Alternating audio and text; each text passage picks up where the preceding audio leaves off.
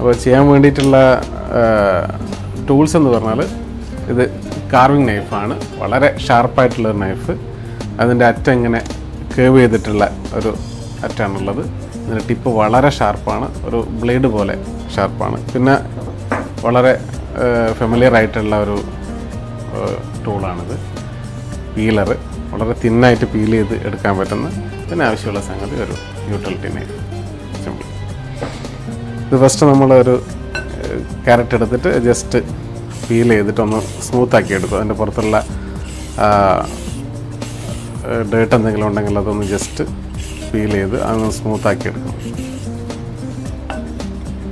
എന്നിട്ട് ഇതിൻ്റെ ഏറ്റവും തടിയുള്ള ഭാഗം അത് ജസ്റ്റ് കട്ട് ചെയ്ത്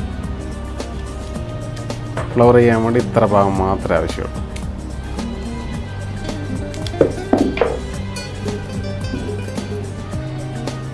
ഇതിനെ ഒരു റോസ് പോലെ ഷേപ്പ് ചെയ്യാൻ വേണ്ടിയിട്ട്